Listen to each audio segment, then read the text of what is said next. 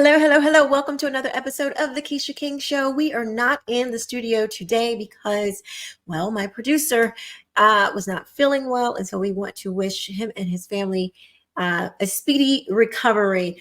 Nevertheless, we are still going to be bringing you the news here on the Quisha King Show. So Kamala Harris does her first interview as the Democrat nominee. Colorado is invaded by Venezuelan gangs. And of course, we're going to have the Commie of the Week. All that and more today on the Quisha King Show.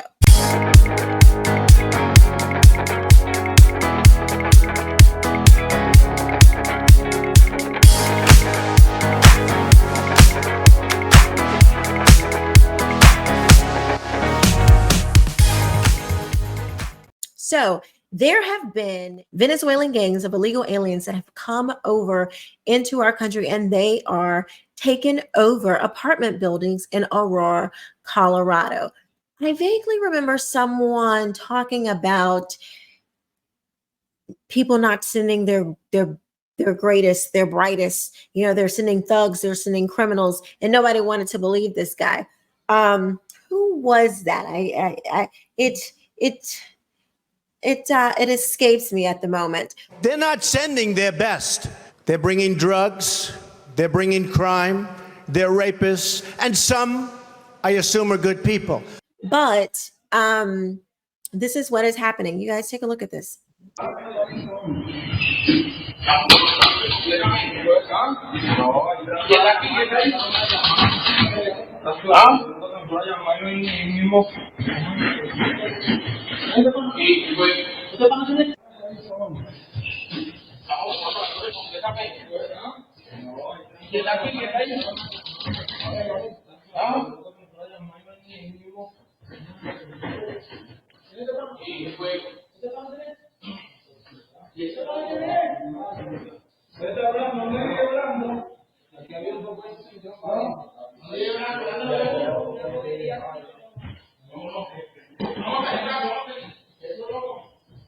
We are going to continue to see more of this if there is not a change made on November 5th. I know that there can be states issues like Colorado. It likes to say that it's not a sanctuary state, but it is actually a sanctuary state. I'm going to read to you what some of the bills that they have passed. You know, of course, they're not going to say right out explicitly what it is because, you know, they're really good at language and they're going to make it try to seem like it's so great and wonderful. But it is actually decriminalizing illegal aliens. This is what the legislation that they passed in Colorado says. So this is a summary of their legislation. And so this was passed in 2021. And you can see if we go to immigration services. So check this out. This says House Bill 211150 creates the Office of New Americans. How disrespectful. ONA in the Department of Labor and Employment as a state resource for Colorado immigrant communities. The ONA serves as a point of contact for immigrants serving state agencies, private sector organizations, and the public about immigrant issues in Colorado. So it says House Bill 211194 creates the Immigration Legal Defense Cash Fund administered by the Department of Labor and Employment. These grant funds are made available to organizations representing indigent individuals appearing before an immigration court in Colorado who does not have a private attorney. So this is the government using grants, using your tax dollars in Colorado, though, using the Colorado people's tax dollars to give them money. Illegals, to give them money. State and local benefits. Federal law prohibits unlawfully present individuals. That means illegal aliens. Y'all, the language in here is so crazy. From receiving any state and local benefits unless a state enacts a law granting eligibility to these individuals. Upon passage of State Bill 21-199, verification of a lawful presence in the United States is not required for any purposes where lawful presence is not required by law, ordinance, or rule pursuant to a federal stimulus law or rule. Starting on July 1st, 2020, lawful presence, meaning if you were here lawfully, is no longer an eligibility requirement for state and local benefits. So you can be illegal and get benefits in Colorado. Additionally, specific requirements that individuals must be lawfully present when applying for professional licenses, public works, contracts, and local businesses are repealed. So they are basically treated like regular, everyday American citizens who have, like you were born here, like your birth, like you obtained this by your birthright, or like you waited in line and you got here legally.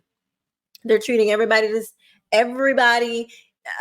same. There is no difference according to them.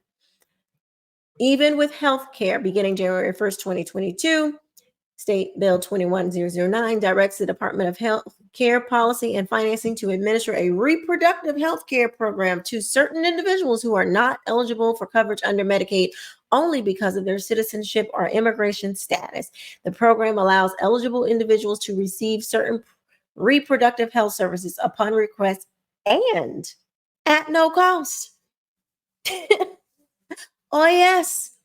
So that's a sanctuary city. I don't care what they're saying. They are protecting, they're giving sanctuary to people who are here illegally. They might not want to call it that, but that's what it is. I don't care what kind of fancy language they try to use to paint the picture, but that is what it is. Also, what is happening in San Diego, there was a bus of school children heading to school, and that was tried. The illegals tried to take over that in San Diego. This is Kamala's former stomping grounds, where she was district attorney, I believe. Let's take a listen to this. And now to a developing story out of the East County tonight. 2 school bus routes in the Hamul-Dolzura Union School District were interrupted for 2 straight days after several migrants tried to board school buses. Our Sarah Legre has the story tonight. Well, yeah, there have been 2 migrant encounters in the past 2 days involving school buses and young children here at Hamul-Dolzura USD. Now, no one was injured and all students are safe, but parents are angry. Your initial shock is you're helpless. It's practice night for Nicole Cardinale and her son Apollo. It's the ordinary, but their morning certainly wasn't. 20 illegal migrants tried to get on the bus today at one of our bus stops. Hours earlier, she got this email letting Nicole know her 8-year-old son was aboard his school bus heading to Hamul Elementary when all of a sudden, Really confused. He said these adults, they weren't kids. He said, but they had backpacks on, Mom, and they tried to get on our bus. He said, and there was a lot of them. The district confirmed 20 migrants tried to board the bus Wednesday morning when it stopped to pick up students here along its B route.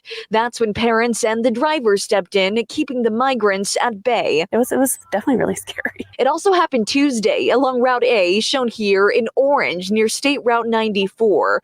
3 men walked along the highway trying to stop the bus to, quote, go around their group. When they see a bus, naturally the impulse might be, this will take me to a much safer area. Pedro Rios helps lead the humanitarian response at the U.S.-Mexico border. He says while it's unclear why the group tried to board Wednesday, heat and mountain terrain can drive a desperate response. First and foremost, there has to be an acknowledgement by the Biden administration that asylum is a human right. Parents like Jeremy Adams now demanding answers from the district and a safety plan to help quell fears. We don't know who these people are. We don't know if they have any criminal history, what their background is. Meanwhile, the sheriff's office says it's conducting an investigation and says it takes safety very seriously and are working with the school district in order to keep students and the community safe. As far as Nicole goes, she's stuck with the what ifs. It's just scary that these kids are put into this situation. If those 20 people would have gotten onto the bus and tried to take over the bus, like these kids and the bus driver could have been in real danger. The superintendent says she's also been in touch with the CHP along with U.S. Border Patrol. She says in the meantime, she's asking bus drivers to go to the next stop if they do encounter one stop that has migrants nearby, and then asking parents to also meet them at the following stop just to ensure safety for both the community members as well as the students on board. For now, that's the very latest here from Hamul. I'm Sarah Allegre, sending it back to you. So according to Kamala, Biden, AOC, most of all these people, according to them, there is no problem at the border. There's no problem. It's better than when Trump was in office. This is a dereliction of duty, but you have to know that this is not by accident. This is not like oversight. This is, oh, well, we really do want to help. We just didn't know that this is on purpose, because they fundamentally do not believe that there should be borders. They don't believe that we should be a sovereign country. They want everybody to be world citizens, global citizens. That's what they believe. They don't believe in us having an America, because they hate America and they hate you. Speaking of America and those that do not like our values, I want to talk about our first sponsor of the day. Our first sponsor is God Stuff. As you guys know, my fiance and I, we have our first Christian American skincare brand. It is called Gold Lush. This here, let's see, tired of battling acne, blemished skin, dark spots? Then you need to try Gold Lush. Gold Lush is the all-natural American-made makeup remover and facial oil cleanser that makes your skin feel alive. It feels so good and it cleanses so well, gets out those impurities, and gives you a radiant glow, whether you are a man or a woman. I have even found that some of the reviews that we're getting is that men are using it after they shave. They love that soothing feeling. And for men, it gets rid of those, if you go over a certain spot on your face with a razor several times, it starts to get dark. Those spots are starting to lighten up with the use of our man's Gold Lush. So Gold Lush melts away acne effortlessly while leaving your skin smooth, clean, and hydrated. It's like a spa day in a bottle.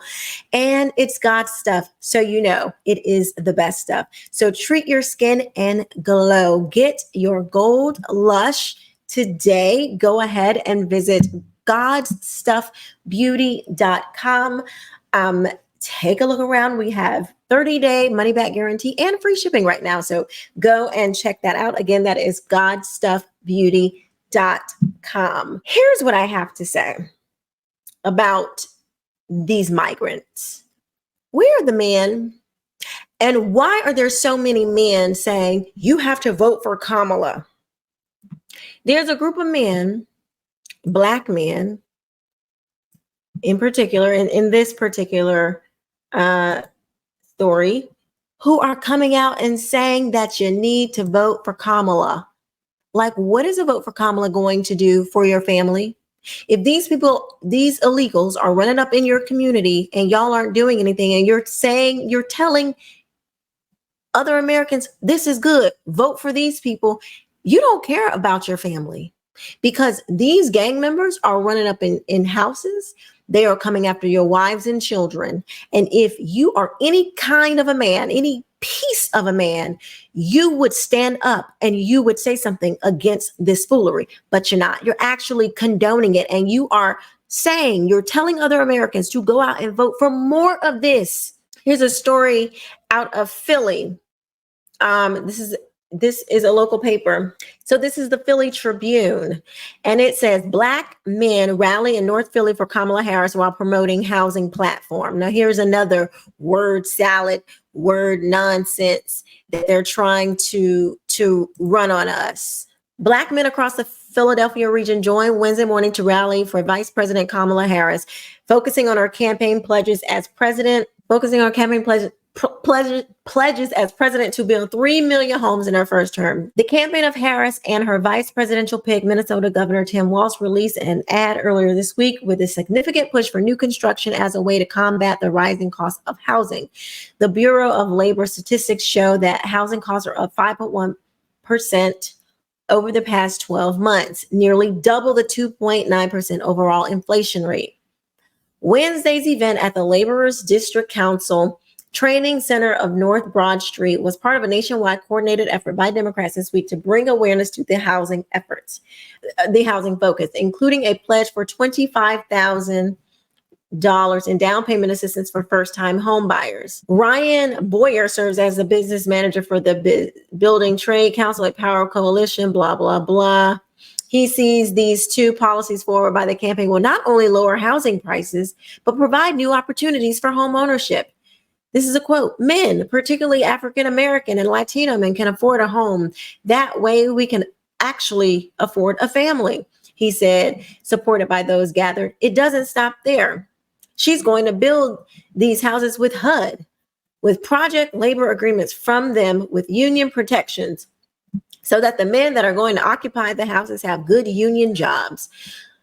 Boyer also mentioned how Harris's policies differ from those pushed by her Republican opponent, former President Donald Trump. He brought up how the Trump administration capped the state and local tax deduction homeowners could use toward the federal taxes, ended the claiming of tools and other work expenses on tax returns while expanding the expensive large businesses could claim, including company-paid housing for executives. Boyer acknowledged that the unique issues Black men in America require unique policy solution. Bullcrap. What does a Black person need that a white person don't need?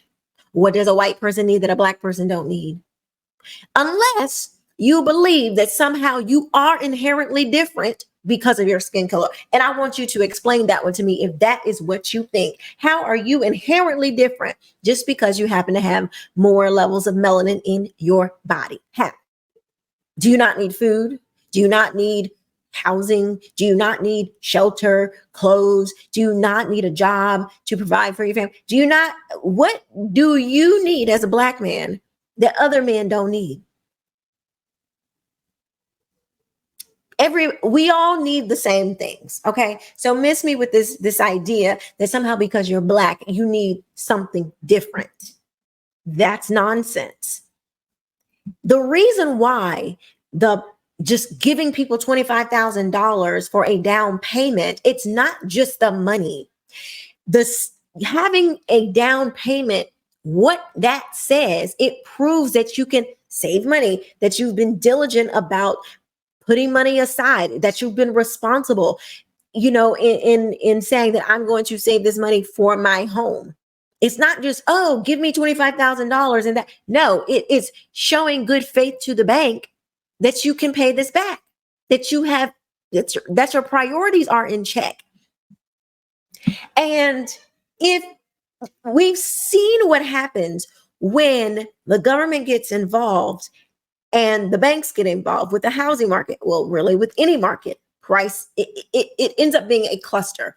In the 2008 housing crash, the reason why it crashed was that banks were lending people loans who did not qualify, and so they could not pay them back.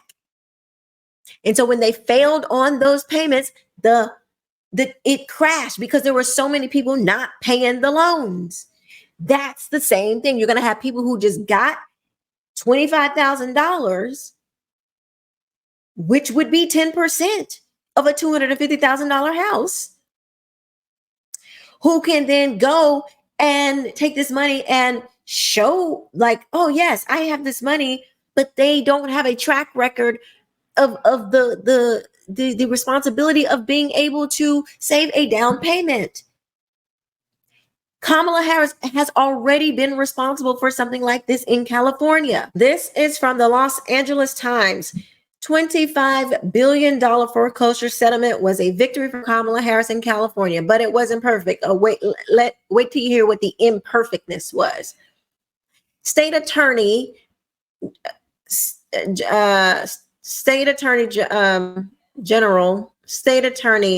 Kamala Harris was showered with an applause at February's California Democratic Party convention after spelling out how she went up against the nation's 5 largest mortgage firms to help deliver a landmark $25 billion national settlement. Now, this was in 2016. Okay. Harris spoke of the heat she took for briefly pulling the state out of settlement talks. Her hardball tactics paid off. Harris told our audience in San Jose and brought $20 billion in financial relief to California homeowners flattened by the foreclosure crisis. The mortgage agreement has become one of Harris's signature accomplishments as state attorney general, and in her Senate campaign against Orange County Rep. Loretta Sanchez, has anchored her message of being a self-described fearless leader for California. She has received national acclaim for her tenacious negotiating during the settlement talks, which substantially increased the direct relief provided to her home state. But the type of relief provided to California homeowners also fell short of initial promises. One man in the audience that February told Harris that she had promised years before not only to deliver assistance to home buyers, but to lock up those responsible. Quote, how many bankers went to jail? He asked, he asked the attorney general and U.S. Senate candidate. Harris told the man she sympathized with him with his frustration and explained that the state did its best with the evidence that it had. There were homeowners that were at the moment and each day holding on by the fingernails trying to keep their homes, Harris told the Times in an interview last week. In September 2011, Harris pulled California out of the nationwide mortgage settlement talks after a coalition of state attorney general and federal agencies spent nearly a year trying to hammer out a deal with the nation's 5 largest mortgage servicers, Bank of America, Wells Fargo, Chase, blah, blah, blah. The banks were accused of using illicit tactics to wrongfully foreclose on homeowners. No, the people weren't paying their bills, and so they got foreclosed on. That's what happened. And I am not one of these people who thought we should have bailed out the banks. Absolutely not. And I even thought that before I was a Republican. Why would we be bailing out the banks? That don't make no sense. You got to fail just like every other businesses have to fail. If you make bad decisions, then you have to suffer the consequences. That's just how it goes. You know, I have no problem with grace because God knows I need some grace myself. But this colluding of the government and private banks, no, absolutely not. Because the government were the ones who set up these banks to encourage them to give out these subprime mortgage loans in the first place. This is the same thing. The article goes on to say, it says the 3 banks agreed to provide $12 billion in principal reductions on home loans in California. State homeowners would see $18 billion in overall financial relief. Harris said in the end, banks actually provided $18.4 in debt relief under the agreement. California had its own independent. Okay. The issue has never been about anything other than allowing homeowners. Okay. But many Californians who received assistance under the settlement did not even stay in their homes. Harris's office released an estimate stating that short sales would account for a relatively small portion of the relief at $3.1 billion. But in the end, approximately half of the $18.4 billion in debt relief given to California homeowners was through short sales, $9.2 billion. In short sales, the bank takes a loss because they allow homeowners to sell their homes for less than is owed.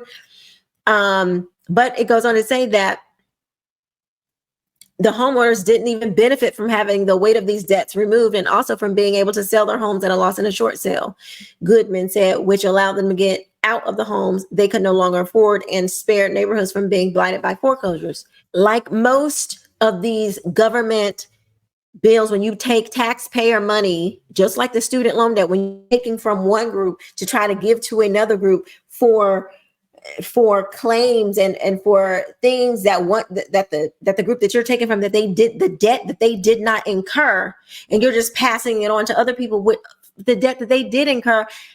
How is that going to solve anybody's problems? Because at the root of that type of thing, it's responsibility. And I get that people fall on hard times. Trust me, I understand. I understand hard times very much, very well. But at the principle of hard times, you don't learn the lessons that you're supposed to learn. It doesn't force you to fight your way out of it. If you know that you can just go and somebody's going to give you something, you're not going to fight as hard to keep what you have and work your way out of that situation, because that's just natural law. It's principles. It's how these things work. But you can't tell nobody like Kamala Harris and these black men who are supporting this nonsense because they are looking for the right here, right now. $25,000. Oh, just give me the $25,000. Meanwhile, you get the $25,000 and 5 years later, now you can't pay your bills. Then what? Now you're going to go back to the government and be begging and pleading with them because you didn't learn the lesson in the first place. Anybody, any man especially, who was telling you to vote for this stuff is stupid, does not care about their family, and does not care about this country, because you cannot be this ignorant to see the same policies being floated around we've been hearing for decades that don't fix anything. How are you going to have Donald Trump, who was just in office, he cut taxes for businesses, he cut taxes for those tax cuts opened up business. That's why people were buying more homes. That's why Americans had more money in their pocket. That's why the economy was doing good. All of these, how do you have that say, oh no, that's not good, then have more rhetoric from the Democrats and Kamala Harris, and you also say that those things that the left's policies work when we just saw Donald Trump's policies work? The left's policies don't work. They run a good game. They run their mouth as though they do, but they don't work. The proof is in the pudding. These people want you to fail. They have no intention of you actually succeeding, of Americans actually succeeding. It's quite disgusting. So Kamala Harris did her first interview on CNN, where she sat down with her running mate, Tim Walz. Now, I've seen a lot of people talking about, well, she sat down with a vice president because she needed him as her security. He's her security blanket. She can't do it by herself. I don't have a problem with Kamala sitting down with Tim Walz. In general, let me say, the problem I have with it, though, is that this is the only interview that she has done. She hasn't stood on her own 2 feet and done an interview by herself and actually been pressed with some hard questions. Take a look. President, Governor Walz, thank you so much for sitting down with me and bringing the bus. The bus tour is well underway here in Georgia. You have less time to make your case to voters than any candidate in modern American history. The voters are really eager to hear what your plans are. If you are elected, what would you do on day one in the White House? Well, there are a number of things. I will tell you, first and foremost, one of my highest priorities is to do what we can to support and strengthen the middle class. When I look at the aspirations, the goals, the ambitions of the American people, I think that people are ready for a new way forward, in a way that generations of Americans have been fueled by hope and by optimism. I think, sadly, in the last decade, we have had in the former president someone who has really been pushing an agenda and an environment that is about diminishing the character and the strength of who we are as Americans, really dividing our nation. And I think people are ready to turn the page on that. So what would you do day one? Day one, it's going to be about, one, implementing my plan for what I call an opportunity economy.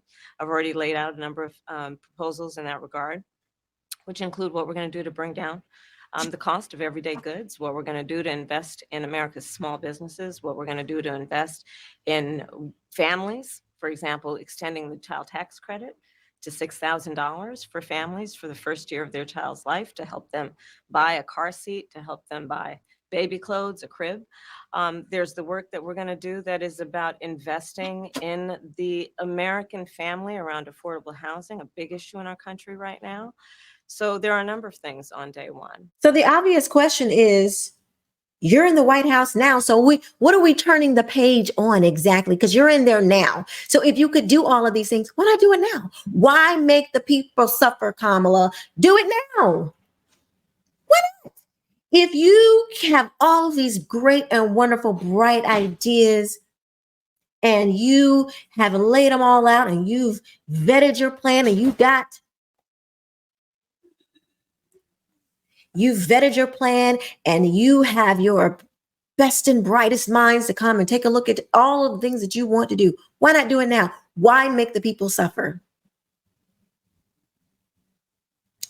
Unless you're not going to do what you're saying that you're going to do, because if you wanted to do it, you could do it. You're literally in there right now. This doesn't make any sense. That's why this whole thing of anybody saying that, oh, we need to vote for her for change is crazy. No, if you vote for these people, you're going to get the same crappy economy, the same crappy immigration, the same crappy crime, the same crap everything. It's just going to be worse because she is far more radical than Joe Biden. Far more. And she tells you that she has not changed on any of her policies. Take a look. In 2020, I made very clear where I stand. We are in 2024, and I've not changed that position, nor will I going forward. I kept my word, and I will keep my word. There's no question I'm in favor of banning fracking. How should voters look at some of the changes that you've made, that you've explained some of here in your policy? Is it because you have more experience now and you've learned more about the information? Is it because you were running for president in a Democratic primary? And should they feel comfortable and confident that what you're saying now is going to be your policy moving forward? Dana, I think the most important and most significant aspect of my policy perspective and decisions is my values have not changed. You mentioned the Green New Deal. I have always believed, and I have worked on it, that the climate crisis is real, that it is an urgent matter to which we should apply metrics that include holding ourselves to deadlines around time. We did that with the Inflation Reduction Act. We have set goals for the United States of America and by extension the globe around when we should meet certain standards for reduction of greenhouse gas emissions, as an example. That value has not changed. My value around what we need to do to secure our border, that value has not changed. I spent 2 terms as the Attorney General of California prosecuting transnational criminal organizations, violations of American laws regarding the illegal passage of guns, drugs, and human beings across our border. My values have not changed. Well, there you have it. Her values have not changed. So all of this, oh, I'm not going to ban fracking. Oh, I'm going to, fix the border. Oh, she believes that it should be Medicaid for all, that even illegal aliens should get the Medicaid. She believes that the border should be wide open because she's never done anything about it. She does not believe in fracking. And the reason why the fracking thing is so important is because oil, energy, how we use our oil. And that's why she brings up the Green New Deal. A lot of this surrounds oil. Because oil is used for so many different products, plastic, and the supply chain. When that oil, when Biden stopped producing oil in America and started purchasing oil from Russia, prices went up because you cannot stifle energy and expect. And now you're exporting the energy. So now it costs more to get the energy and expect the prices to go down. Like, it just don't make any sense.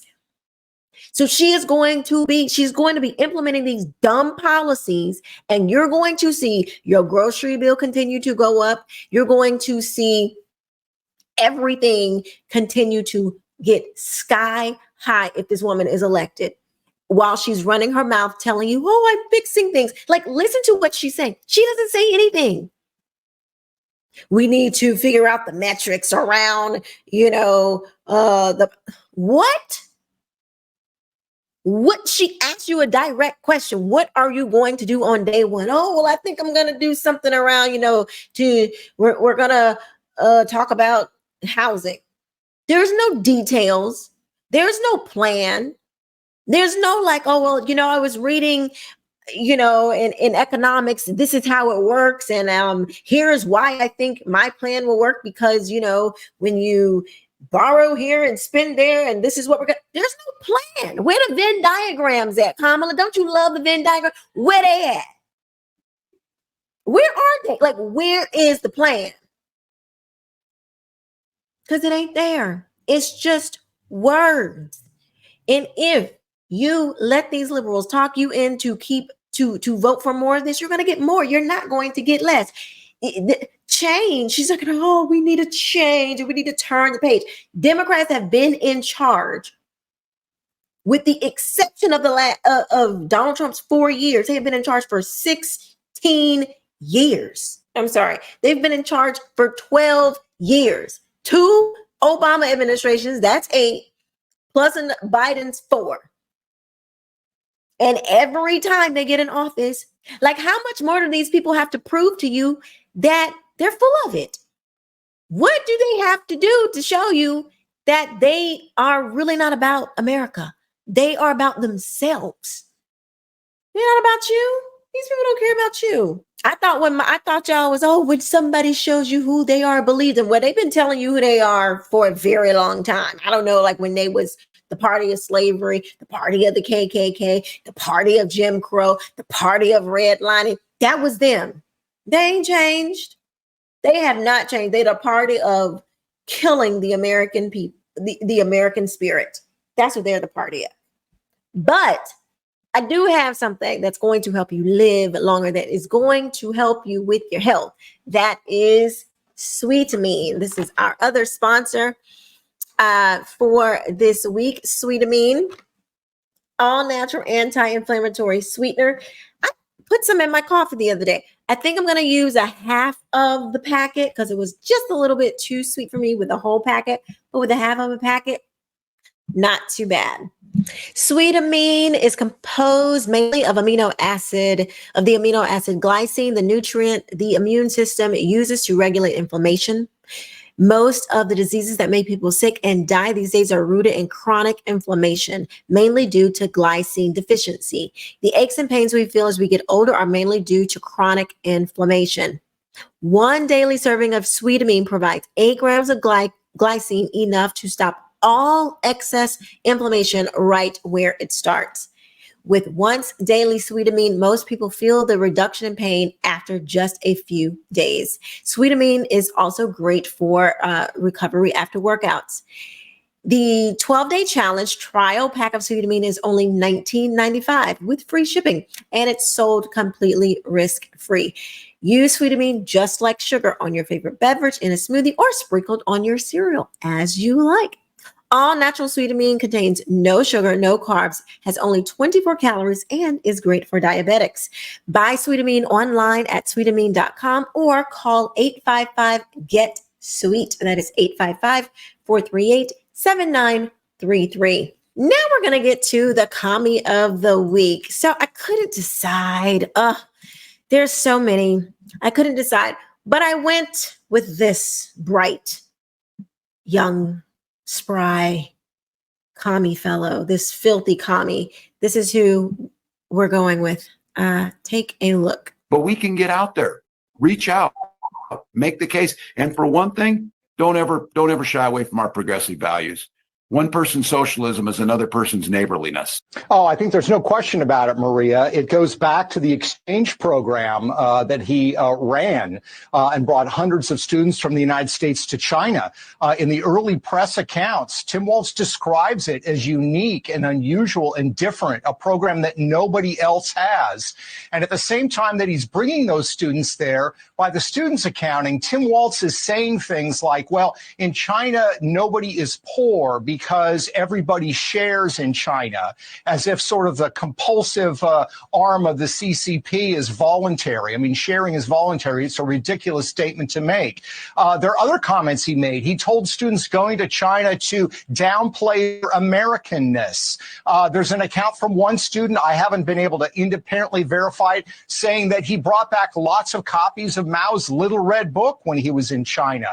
So this is a relationship that's long-standing, and it carried forward when he joined Congress and the actions that he was taking in Congress as well. This is very concerning. You also have notes on a meeting that he had with Premier Lee in 2016. Yeah, this is very interesting. He goes to China in 2016 with a few other Democrats.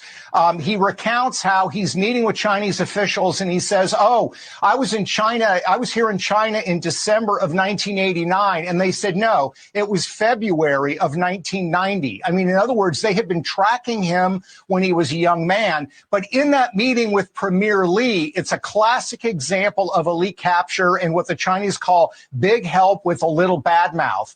Tim Walz has talked about the human rights condition in China, but it's never in the context of doing anything about it. And during this meeting with Premier Lee, he told Premier Lee, well, don't look to the United States as an example of how to do this because we don't know how to do it right either.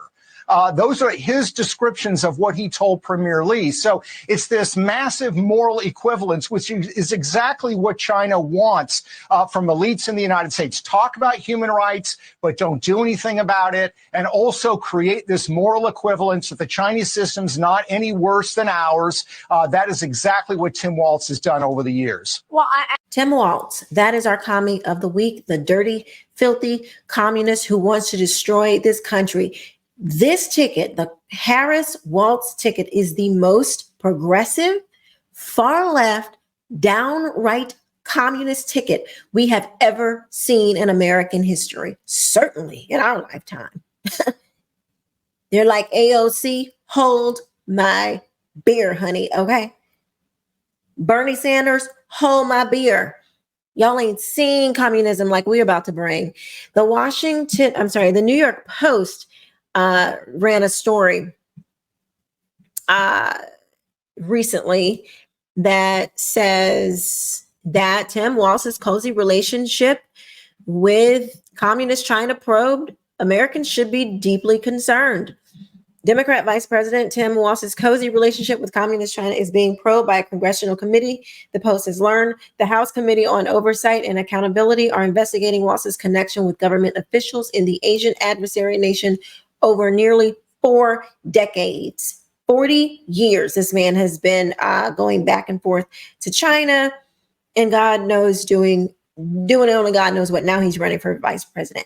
But you know what? Reminds me of another vice president who was doing stuff with foreign nations, foreign adversaries, while they were vice president too. So this is not the kind of thing that we want to do. You know, we actually want to protect our country.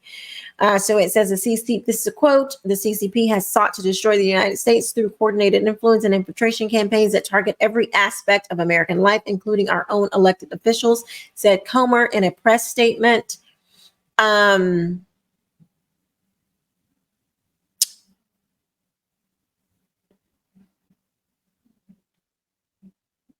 Let's see, any individual traveling dozens of times to an adversary nation in a personal capacity while having access to classified information poses an obvious security risk, the Indiana Republican said.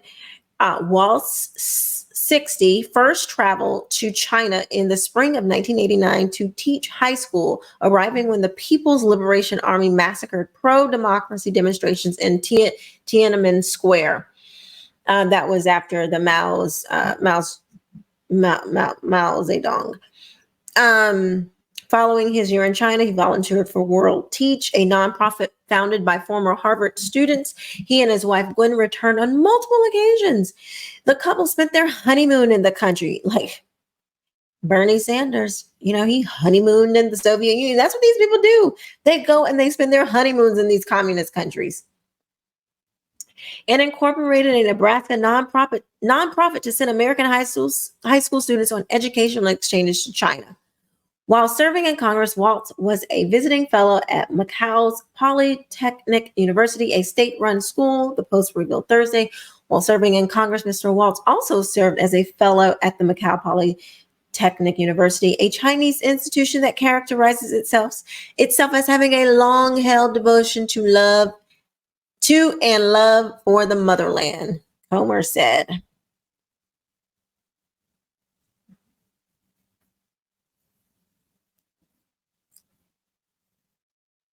Walz also spoke alongside the president of the Chinese People's Association for Friendship with Foreign Countries. A year later, the Department of State exposed the entity as a, quote, Beijing-based organization tasked with co-opting sub-national governments to, quote, malignly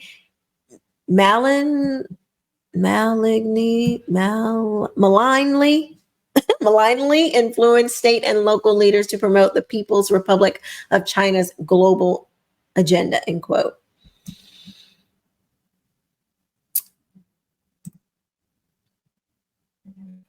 If you don't want to be like China, don't vote for these people.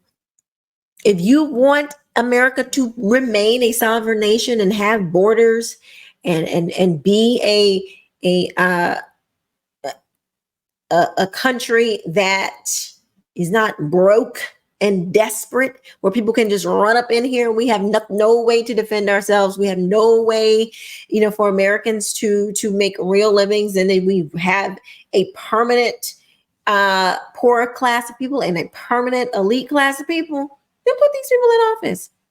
Listen to the Roland Martins and the Joy Reids and all these people they have no need to actually listen to Americans. But that's what I think. Let me know what you think. Make sure you share this video. Please like it and subscribe if you have not done so already. Thank you so much for watching another episode of The Quisha King Show. We will be back in studio next week, so make sure you tune in for that. Thank you again for watching. I will see you next time. Bye-bye.